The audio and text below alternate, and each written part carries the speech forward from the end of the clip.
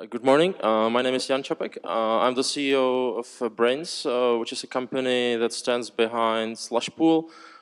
It's like one of the main projects that we're currently doing, and we've been involved with this business for the past 5 years. It's not very well known globally because initially of some security concerns, but now I think things changed a bit. And another project that the company is currently doing is Brains OS, which is the open source Linux distribution for like generic cryptocurrency devices. But since like we're from the mining industry, so we decided to start supporting like some main mining hardware, which is the Antminer S9 and Dragonman T1s. So this is it. This is what we do. Hello everyone, this is Li from Antpool. I'm Antpool Operations Director. As one of the largest mining pool in the world, Antpool always provides a user-friendly interface and the best mining service for all the clients around the world. And we are so happy to be here to join the Latin American conference. And also we want to have you join Antpool to experience our best service. So just contact me if you have any questions about the mining. Go to Antpool booth. Okay, thank you. Hello everyone, I'm Tinling from Bitman. We are the leading manufacturer for mining equipment, and we headquartered in Beijing with globally offices in Singapore, Norway, and for North American and Latin American, we have Toronto office in Canada, have some wholesale office in United States, and the Brazil office in the Sao Paulo. So we now have a very fast expansion globally, and we just released the 7nm machines, and whenever you have any concerns, you can come to me and I will show you more what we can provide, not only the equipment, but also the solutions. Thank you all. Hello everyone, my name is Frank. We have been working for like 6 years in Bitcoin mining, building farms and selling hardware and solutions for mining operations, but mostly GPU mining. And also I have some small projects. We are using GPU power for password recovery, for wallets and other stuff. That's mainly, so I'm glad to be here. Thanks. Okay, thank you. Well, let's start with something very simple. The price of Bitcoin is crashing. Everything is talking about that. So for miners, this is difficult. We have a difficult as just some days ago, and maybe it's not exact to say at what price, but with the state-of-the-art technology, state-of-the-art miners, at what price do you believe that the miners have to stop the machines? Of course, it depends a lot of energy and things, but let's talk about that. You have an opinion, a price, global, something like that? Well, actually, I have like a favorite gist, which is like a piece of code on GitHub, which I regularly update, and it's like a small calculation in Python that can, perform the small mathematics behind mining profitability. And the reason why I didn't put it in the spreadsheet is that people usually just fill in their values into some forms without knowing. So I was trying to be a little bit more educative. So I just updated it today in the morning based on the current difficulty, which is going down. The difficulty is going down. And it looks like if you were, like theoretically, if you're a miner and if your cost is around like 5 cents per kilowatt hour, and it could include all your operational costs, but you have to have some fixed value to make the calculation. So if your cost is 5 cents per kilowatt hour, the current cost for mining 1 Bitcoin is about $2,344 or something like that. So at this point, considering current exchange rate, you would be profitable. But I mean, the break-even point is currently at around 8 cents, which turns out to be unprofitable. And if you have to pay like 8 cents per kilowatt hour, you're somewhere around $3,750 to mine 1 Bitcoin, which is like more than you actually get if you sell your Bitcoins. Yes, I made exactly the same calculation yesterday. It takes 44,000 kilowatts to mine 1 Bitcoin. So depending on the cost of your electricity, it's going to be rentable or not. And I reach 8.55 dollar cents as the break-even point to stop or keep mining. And for GPU mining, I reach 6.5 US cents. So if you have a higher cost, you should turn your farm off. Actually, different equipments have different shutdown price. Some price, like insulation, I know that the shutdown price, if the electric costs around 7 cents dollars, the shutdown price should be around $30,000. But like our equipment in Bitcoin, the SA15, the shutdown price is $2,000, and also the electric cost is 7 cents. Right, Aaron?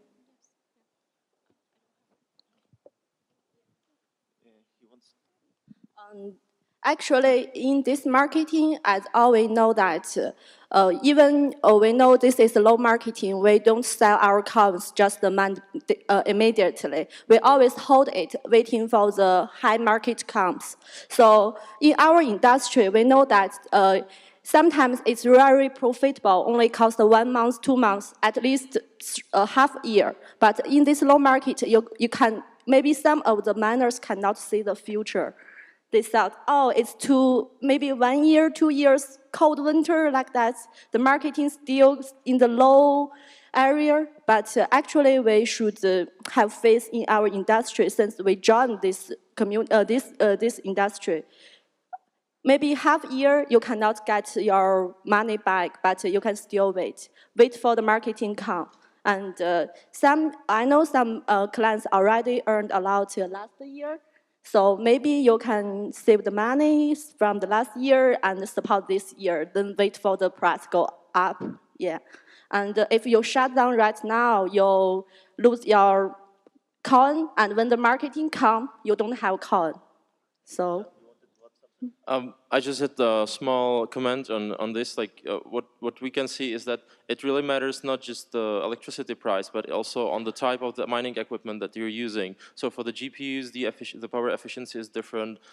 So for my calculation, I've used as an example an Antminer S9 with ASIC Boost enabled, which makes like big difference because with AB you basically are saving around 10 to 13% of energy. So instead of like of the unit taking 1400 watts as a power input, it's running at around like 1150, 1200, depending on a particular piece of hardware. So that calculation, if you check out my Twitter, you can go to the calculation and you will see it in the comment in the code actually saying that this is like multiplied by 0.87, like downsizing it to when you have ASIC Boost enabled on that machine. I want to ask something. What do you think is the average price of electricity in the big farms or the whole Bitcoin network? Just to have like a point to know at which price half of the farms will shut down, just as a metric. I don't know. Maybe I can answer this question a little bit. Yes, I think for this industry, we have two features. One is the equilibrium and also the fluctuations. I think for the hash rate and profitable, we have the way to, whenever the network difficulty decreased, whenever the Bitcoin price decreased, the people may shut down some machines and make the network difficulty decrease. And we just got the biggest decrease for, I think, the last two years is around 15% decrease for the network difficulty. So whenever there's a big network difficulty decrease, it enables the new opportunities for some new miners and some old miners to have the methods to survive. So these kind of things make them have space to get profit. That's make an equilibrium in this degree. And also, the hash rate is fluctuation. Why I say it's fluctuation? Because whenever the profit is limited, the market will drive the people and the hash rate from a limited space to the places with more resources. What's the main resources for this industry is like electricity. So last year, when the market is booming, we thought there's a lot of people was drive to Canada to fund, especially Quebec, to fund the profitable price, electricity price. And they can get large capacity, they can get lower rates. That make it very popular. And now the political and cultural concerns, the people may be trying to fund some other places which will coming basing on the resources. So, and on the other degree, the big mining farm may more competitive comparing with the small-scale mining farm. Why? Because they have bigger demand. For these concerns, they can negotiate a better price from the electricity power company. So that's why they are more compatible in the long term. Okay, great. Fran, I wanted to ask you something about Latin America and where are mining farms being done or constructed in Latin America? What are the places? We know that Venezuela, we know some in Argentina, in Paraguay, Canada, well, no, in Canada, not Latin America, but... Yes, Venezuela is probably the cheapest, the cheapest electricity in a country. It's like under 1 cent. But I know the politics are very complicated, so I don't know to which extent there are like big farms in Venezuela now. I know in Paraguay there is Chile, no, right? Or there is something in Chile. Any of you knows about mining farms in Chile? I know there is places here like in Atacama or something that they have like spare electricity, solar farms, but I don't know if there are mining farms there. And in Argentina, of course, I know there are at least 3-5 megawatts farms. I don't know where more. Yes. You have been in Argentina recently. What farms did you recently visit? I have visited to several mining farms in South America and North America. For South American, there's some mining farm in Ushuaia. You know, Ushuaia is a place, it's called the end of the world. It's a places has a very low temperature, about 6 degrees during summertime, and they have very abundant natural gas resources. So people who may have ideas about this industry may buy some turbulence to generate the electricity by them own by the natural gas. So that's what they do in Ushuaia. I think the local government are welcoming the people to invest in these places as well. We have meeting with them. They show their abilities and the good conditions and also their political support. And the other place, I quite agree with him that Paraguay is also a big place, especially the places on the border of Brazil and Paraguay. There's some different scale of mining farms. And I think it's the places for most of South American people, especially Brazilian, and to choose this place because for other places maybe some expensive. But Paraguay, you have abundant hydropower and with very lower rates. And I think for political concerns, maybe Venezuela is not a good place for foreigners, but for local people, it's their way to survive because of the weak fiat currency. Great, thank you. And Jan, I want to talk about this new product you have in the company, but besides Slash pool, you are doing a firmware. The firmware is open source, right? What does the firmware provide, and what equipments? I know that it works with main equipments, but other companies too.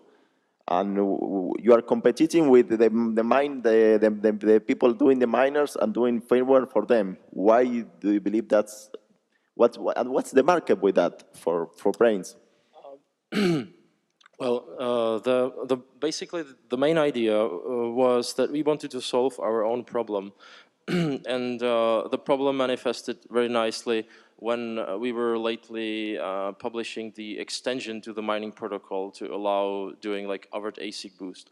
Some manufacturers were not able to. I'm not like pointing to Bitmain, but I mean like generally, it was like it was difficult to come to a conclusion where what is the final version of the protocol and like make sure that all the equipment is compatible. And every once in a while, and I mean it doesn't matter if it's like Bitcoin mining machine or any other machine. Every once in a while there's some glitch in the firmware, and we were basically since we were providing the software stack. on the mining side, on the mining servers, we were thinking that it may make sense to also extend this software stack towards the physical hardware and provide an open source alternative to the stock firmwares that's built into the equipment.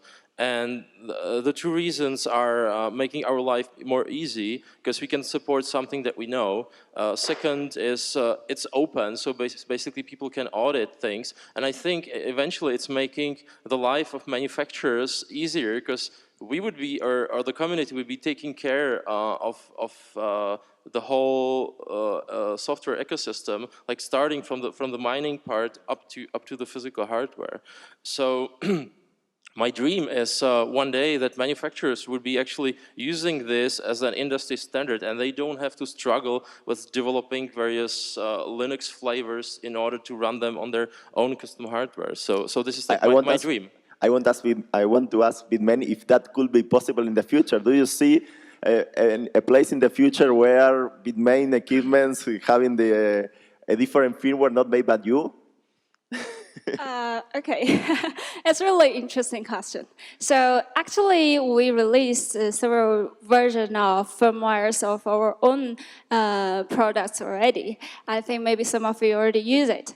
And what is the usage of this firmware? I could say that now people are compacting to produce different nanometers products from 16 nanometer to 7 nanometer. It grows so fast with the hardware equipment and the technologies. But right now we have, and actually for some very big miners, they draw the conclusion that what makes S9 and miner S9 be intergenerational competitive machines, that is firmware. So we could say it's the importance of firmware, and it makes the production of it became per terahash consuming about 70 watt power. So it can survive even under this kind of situation that everybody was very disappointed. So I think no one can deny the importance of firmware, but not only us Bitmain, but also for others, we are really welcoming us to developing it to some higher level, and because it can lead to the success of all the miners and then the whole industry and make everybody go further. So we have no willing to deny the usage of it, and we are welcoming everybody to consider it and also encourage the competitive in this firmware degree. Thank you. And this question for Lee and then for Jan. As a pool, you can detect where a miner is using a different firmware, or you can detect that? If so, what percentage do you believe now they're using a different firmware like yours? First, Lee. Okay. From the pool side, for the mining business, actually, our pool not only support our company's equipment, but also we support all the equipment in the in the market. So we will improve the nodes. We will optimize our mining nodes. We have already deployed lots of nodes around the world, and we also have in Latin American and South American. So we use our technology to suitable the firmware upgrading, and also we will provide the best service for these miners, or the different type of miners, like how to help them monitor their mining farm, manage the equipment, and also we know when sometimes the miners manufacturer release some firmware, we will also support them how to bank upgrading batch like this. Okay, thanks. John? Well, we started with this initiative very, very recently, so I think the percentage is somewhere. We can obviously distinguish which types of hardware are connecting to us, and for BrainsOS we specifically put a signature that we can see it, and I think it's around like 20–30%. But what is more surprising, and I'm like coming back to the ASIC Boost feature. Originally, our main motivation was to actually enable the AB for like general public, and the original S9 firmware just did have the feature built in, but it was broken for whatever reason. I mean, I don't know, and it could not be easily fixed unless Bitmain would release their fix. So this is the events from around like 19th of October where we published the analysis. And Bitmain released the fix, but after your firmware or at the same time, something like that, right? Yeah, they released the fix within a few days, and then we integrated obviously the support immediately into BOS as well. But what is still surprising, if you look at, I think it's the website is called CoinDance. If you look at the percentage of ASIC boosted blocks, it's still pretty low. So that means, considering like the global equipment that's deployed throughout the world, I think the majority are probably S9s. We can probably agree on that, right? It looks like people just didn't even upgrade with whichever firmware, even with the stock firmware or with our firmware. So it's like they're losing money, right? Yeah, they're losing money, and they're well, you're not gonna mine more Bitcoins, but you're gonna mine them much more cheaply, not faster. It's gonna be cheaper by 13%. So you're saving 13% of energy. So for bigger farms, this is a huge game changer. But I'm just wondering, like, why there are still people out there that just don't bother to do this upgrade. I can quite disagree your opinion. Actually, we do have some customers, they use your slash pool and ASIC connect to your slash pool. When we release the firmware to save the power consumption, they told us you don't support that, and they come to Antpool to us, and also as I know, our developer department for the firmware, they adjust their firmware to suitable slash pool to let the customers who have the S9 series to use slash pool for the ASIC Boost as well. And what about other companies, manufacturing companies, besides Bitmain? All of them are using ASIC Boost now, or no? How is the situation besides Bitmain? For any of you that wants to answer. From what I know, another piece of equipment that actually requires having ASIC Boost enabled, I just cannot run without it. I think it's the Dragonman T1s, which was like the original motivation to come up with a Stratum extension that would allow actually using it in an overt way, so in an open way, meaning that I mean, this is a little more technical. I remember when Dragon Mine was going out, there was equipment in your office, I believe, and there was in Twitter, everyone, oh, another Mine, and the Slash is going to do that. We were testing it initially. Okay, and you did the firmware for them, or they have their own firmware too? We were cooperating with testing. They eventually had their own firmware, but after some time, we decided we want to unify the efforts. So we don't want to like point the support towards like single manufacturer, so we decided to come up with the BOS thing, and like we just took these two equipments as examples that we are going to support initially. So that's like an effort that started going after the Dragon mints were released public. So we physically could not, advise the manufacturer at that time to have our firmware in it because it was not ready. It was not production ready at that time. Actually, for the ASIC Boost firmware, it's Bitmain. We are the first one to release that, and I'm not sure the other company will use it to their machines or the miners. But as I know, for some customers, they have their own technology team. They use our firmware to do some upgrading for their mining farm. I think it's really good sign that our company can release the ASIC Boost to let the community or the industry people who have the technology background, they can use, kind of like we opened the technology, so everyone can use it to, make our community much healthy. Not only we just hold it, we want to share with all of the people in our industry and community. Okay, thanks, Lee. I was going to ask something about the history of mining pools and everything. Slash-Boost, I believe, was one of the first mining pool? It was the first Bitcoin mining pool. It's actually Slash who invented the concept of aggregating mining power, the hash power, in order to reduce the variance. Like one big misconception is people think that when you join the pool, you're somehow increasing the probability of finding a block, but this is not true. I mean, the probability is always the same. So with every next hash that your mining equipment computes, the probability is exactly the same. The main difference is that if you aggregate the computing power, so the hash rate, into a single point, you are actually reducing the variance. So that means you are going to have smaller rewards, but evenly spread throughout the time. Okay, and at Pool, since what year are you working? Actually, as I know, Slash pool uses PPRNS Plus, right? And for our pool, we do support PPS Plus, PPRNS, and Solo. Actually, like this marketing, we do have some customers, they use their own pool for like the solo mining.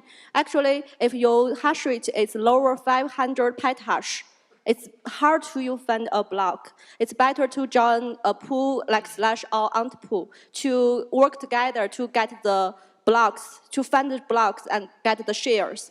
So actually, we do support, recognize our customer use the PPS Plus. It's paper shares and plus the transaction fee.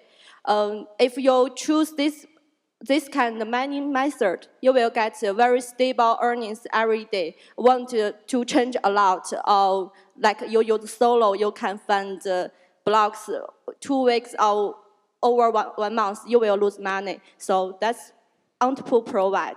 And also for this industry, this low marketing, I think as the largest pools in the world, we should take our responsibility. We know that everyone make money, earned a lot of money last year. So I think it's time for us to contribute to the community, to give some real healthy advice or healthy help for the community. Yeah. Okay, great. And what about other coins? That Bitcoin, or for example, Bitmain has mining equipment for other coins, I believe for Dash and many others. Are that selling well? What's the situation with that? For what? For other mining equipment, for other coins, okay? Yes. What percent of your market are those other equipment, not Bitcoin? Miners from other coins. So I think our purpose to provide different kind of machines for mining different kind of coins is basing on the demand of the markets and miners. And as you all know, for some last year, there are some customers will have different kind of views to Bitcoin and any other altcoins. For Bitcoin, they think maybe it's a kind of more stable investment for the long term. And for any other kinds of altcoins, it's like maybe more risky, but maybe more profitable in some period. So, okay. So we mainly decide to releasing the products basing on the market demands. Thank you. Sorry, we're out of time. Sorry, Out of last time. sentence. I think what our company, I think the community, like Antpo, we did right now, we want to make the community much more diversity. Not only GPU mining, but also ASIC mining. We do also contribute our shares to the community, make it much more colorful. Like if we use ASIC miners, we can improve the technology on the mining of the chips. So that's what we did. We will contribute to the community development, enhance the technology, especially the blockchain. Like a mining pool, we focus on the basic constructures of the community. Okay, thank you. Well, we have to finish, but Jan, we're going to give a... Yeah, I want to thank all my colleagues for the discussion, and I have a small present for them, which is a BOS SD card image. So if you guys want to test it back in Bitmain and check out if you like it. Very nice. Okay. And if you happen to have any BTC equipment, just give it a try, or to your Thank colleagues. you so much. And if you have more questions, I think all ladies and gentlemen have booths out there, so you can ask your question individually. Check out our booth. We have a booth around the corner. Huh? What? Okay. You had questions? No. No time for questions. Later. That's what I say. Okay, if you okay. have questions, ask them Thanks. individually at the booths out there. Okay, thank you. Thank you so much. Chair.